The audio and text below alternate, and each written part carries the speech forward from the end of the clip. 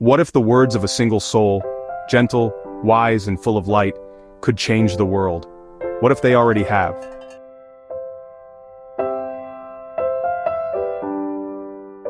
What if there was a way to speak that didn't just inform the mind, but stirred the heart, awakened the soul, and inspired action?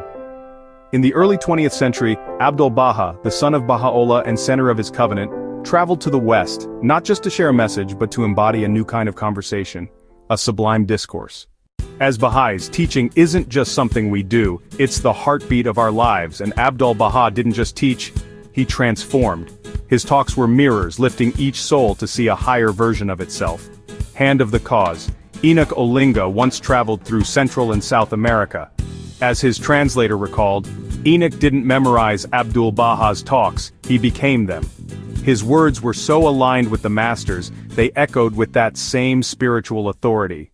From university podiums to humble homes, Abdul Baha spoke to over 90,000 people in America alone. But what made his talk so unforgettable?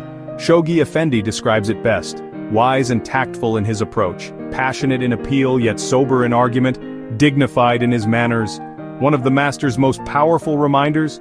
Proofs and evidences, Juliet, smiles are not enough. Abdul Baha taught us to combine logic with light, to present rational arguments and spiritual insight, to speak not only from the heart but also to the intellect.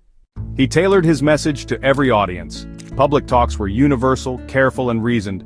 With the Baha'is, his tone shifted, intimate, loving, challenging, always urging them to arise, to strive.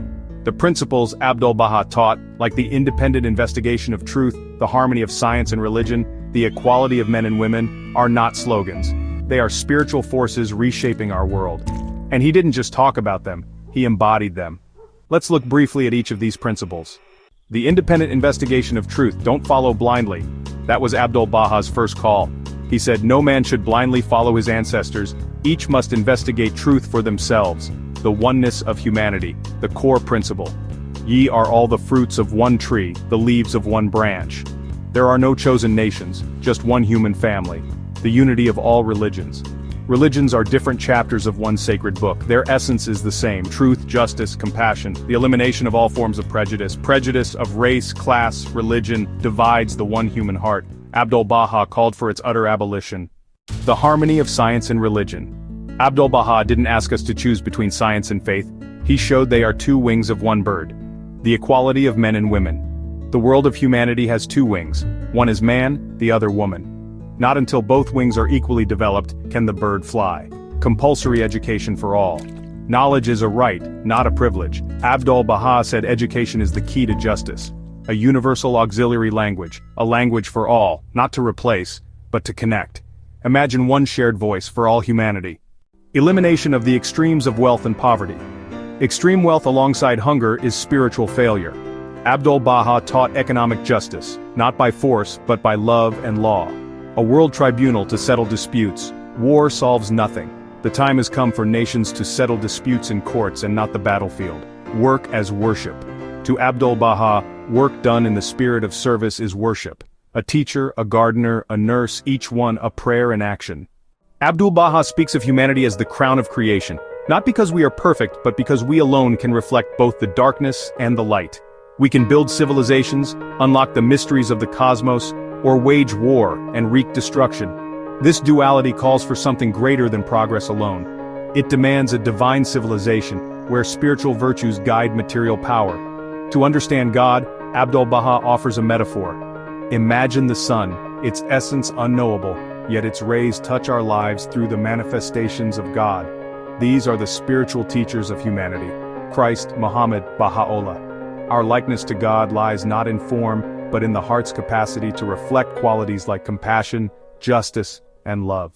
In an age of doubt, how do we speak of faith? Once, in Soviet Russia, a young Baha'i named Furutan was asked if he believed in God. He replied, "I don't believe in the God you don't believe in." This clever truth disarms resistance. For the God of dogma, of wrath and division, that is not the God of Baha'u'llah. Abdul Baha warns that inherited belief, unchallenged and unexamined, leads to division and decay. True religion, he insists, calls us to seek, to question, to unite. All the great religions once began with love, with unity. That's where we must return. There are two paths for humanity. One is nature, instinct, survival, impulse. The other is religion, not dogma but spiritual refinement, conscious moral choice. Animals follow nature, but we, if we choose, can follow a higher light. Left wild, the earth produces weeds, so too with the soul. Without guidance, we remain bound by base desires. Divine education, the teachings of the manifestations, is the gardener's hand. Can material progress alone make us happy? Abdul Baha says no. Wealth without wisdom, science without spirit, these become tools of harm. True happiness emerges only when our material world is lit by the lamp of spiritual virtues. Modern dogma often sees the mind as brain chemistry, but Abdul Baha invites us to view consciousness as something more, a reflection of spirit, not just matter. Sometimes, a single act of kindness, a glance, a word, can echo across generations. Like Howard Colby Ives, who felt his life forever changed by a silent moment with Abdul Baha. We are all drops in a vast ocean, yet every ripple matters. In his final talk in America, Abdul Baha called the Baha'is to action, not merely belief. He said, "You are informed of the mysteries of God. You have no excuse to bring before God if you fail to live according to His command. This is our call, to become brilliant lamps, casting light upon the world, not for praise but to fulfill our noblest purpose." In every word, Abdul Baha invited humanity to ascend, to think, to feel, to act from a higher place. His discourse wasn't just sublime, it was revolutionary. And it still is. Abdul Baha's example lives on, in every soul that seeks truth, serves humanity, and speaks with both reason and radiance.